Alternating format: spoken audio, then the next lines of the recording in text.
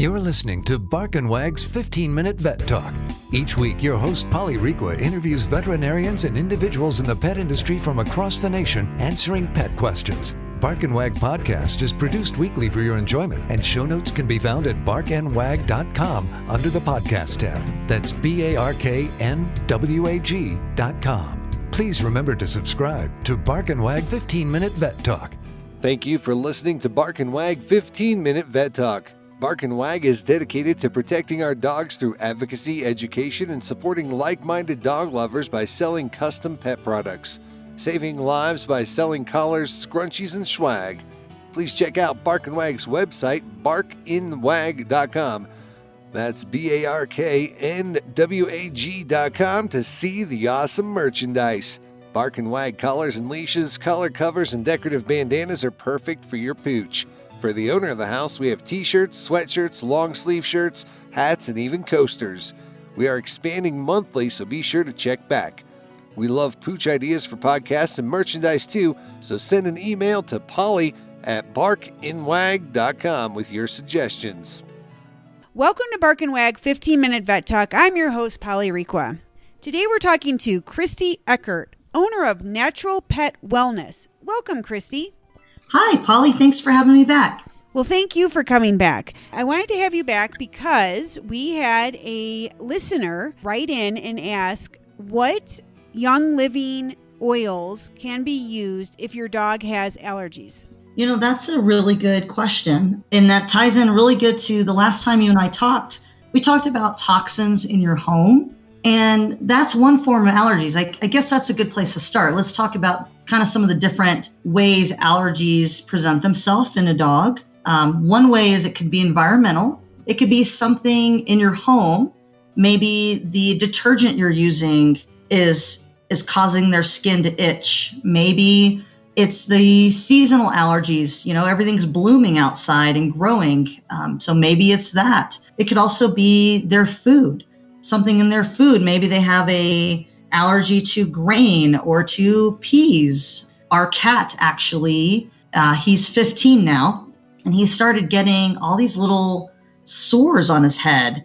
And it was the weirdest thing. And we thought it was mites. Okay. And we took him in and they did some allergy testing, and they found that he was allergic to 3 different things. And one of the things was brewer's yeast, and brewer's yeast was in every treat we gave him. Every cat treat has brewer's yeast. And he was also allergic to peas and pea products. Guess what? Most of the cat food we were feeding him had peas in some form in it. And he was allergic to grain. And all the cat food we were giving him had grain in it. The second we changed his food to eliminate those things, his sores went away, and he's completely healthy for a really old cat. And probably a different cat. He's a different cat. Yeah, we even had to put a little coat on him because all his little sores were all over. And he hated a cat wearing a coat is not a fun time. Oh, wow. Poor guy. So those are like some food. So there's 3 different areas that you want to consider when your pet has an allergy or is itchy. And some of the things you can control. You know, we talked at our last podcast about, using like the thieves cleaner in your home and using the diffuser if you want it to smell good instead of toxic air fresheners. So that's one way you can control your environment.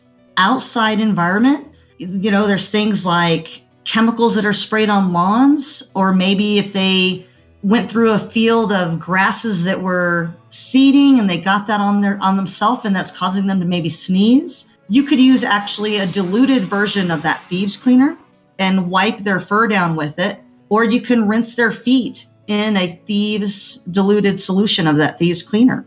So there's some ways you can control, even with their food. It is, maybe the process of an elimination diet.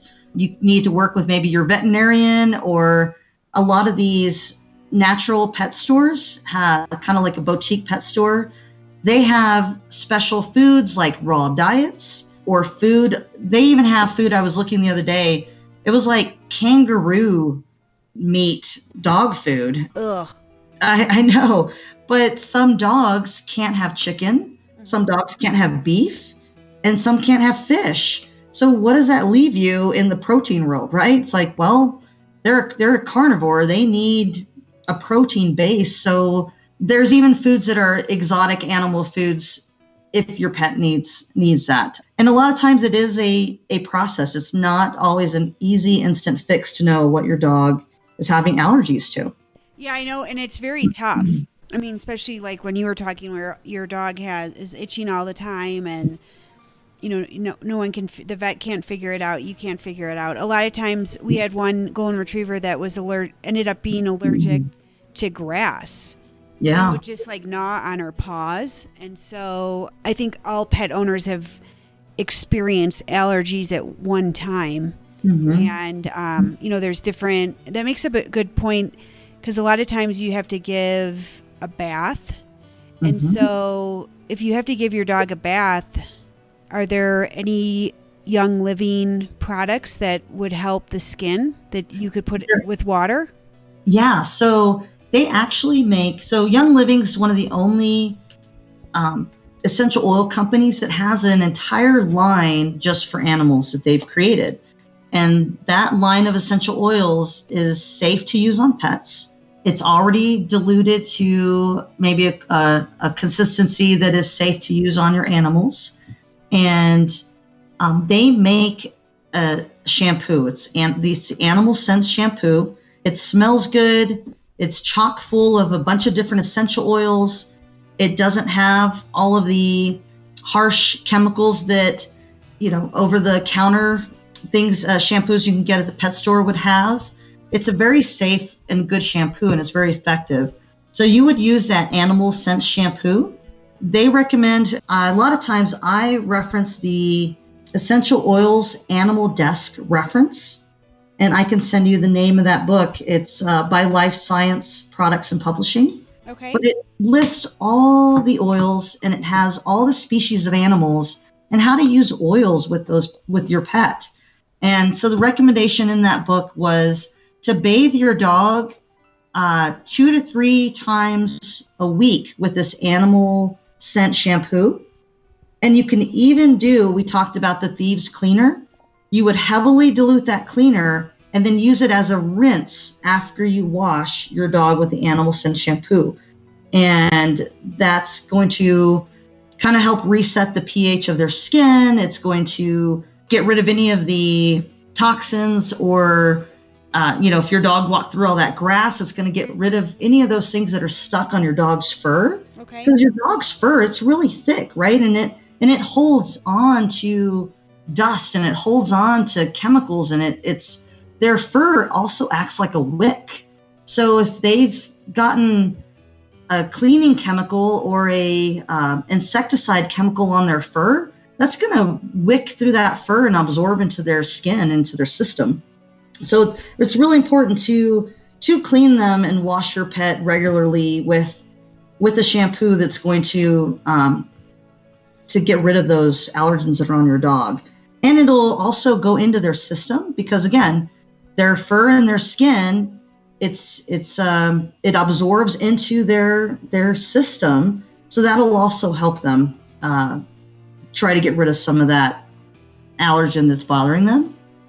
Go ahead. Sorry. I was just going to say that all of your podcasts have been pretty interesting because there are things that I haven't really thought about. For example, we did get a puppy and a new Bark and Wag model, and we thought he had fleas or mites when we first got him, and so we got him on a Saturday, and then I had a vet appointment on Monday because we've fostered a lot of dogs, and usually I take it right from wherever I'm picking up the dog right to having it get a bath.